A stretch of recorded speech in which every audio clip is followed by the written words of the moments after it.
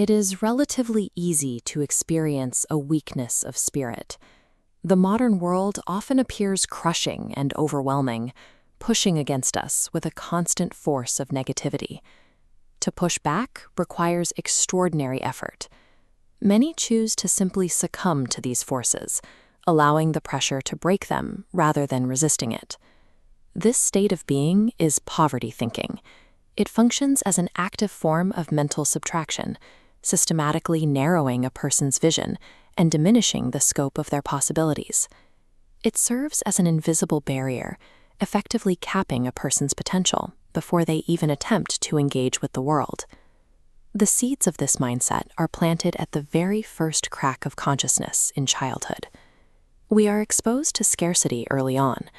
We notice a friend's gadgets, recognize the cost of items we desire, and begin to understand that our social class places us in a specific, limited category compared to others.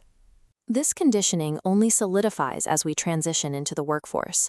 We eventually face the reality that a modest salary may never unlock the traditional benchmarks of success, like home ownership. This realization acts like a restrictive box, shrinking our expectations until they match our paycheck. Even when people succeed through family help or inheritance, the achievement can feel hollow. The lack of personal effort often leaves the underlying negative mental state untouched. Society effectively builds a mental prison around us, training us to accept a predefined level of lack as our natural state. This mentality eventually bleeds into our intellectual lives, where financial scarcity transforms into a poverty of the imagination. This is why we see students from incredibly affluent backgrounds who still suffer from a deep poverty of spirit. They lack self-confidence and vision, appearing unable to look past their current circumstances, despite their material safety. Occupying a comfortable place does nothing to cure poverty thinking if the person cannot imagine a better place to be. This leads to the most significant stage of the mindset, spiritual poverty in the modern age. Because we can now have intimate conversations with machines, it is easy to assume that humanity and technology are the ultimate authorities in the universe. The new atheist movement reflects this spiritual void, offering the blunt conclusion that we simply cease to exist upon death. This answer provides no psychological protection against the crushing feeling of insignificance that technology often creates. By stripping away higher meaning and relying solely on what we can build, we end up feeling smaller and more spiritually impoverished than ever before. Just as the walls of this mental prison seem to close in, the philosophy of Viktor Frankl offers a way out. Frankl developed his core insights while surviving environments designed to strip away every shred of human dignity and possession. He discovered that the last of the human freedoms is the ability to choose one's attitude in any given set of circumstances.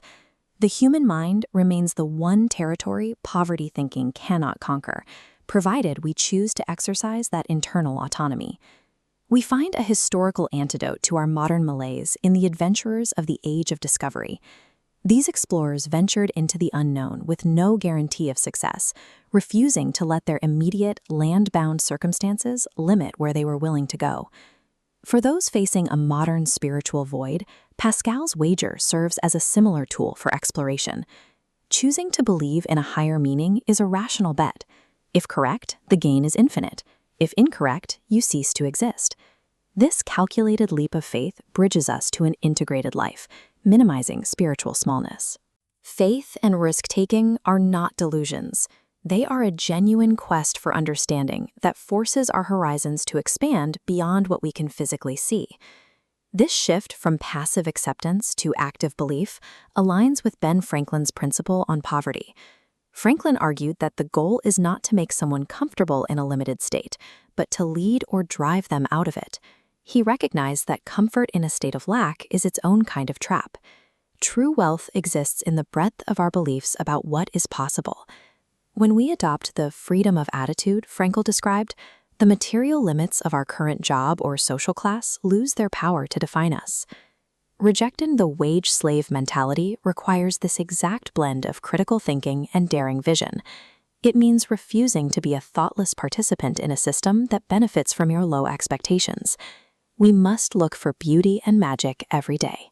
By choosing to live in a state of wonder and imagination, we finally step out of the prison and toward the horizon.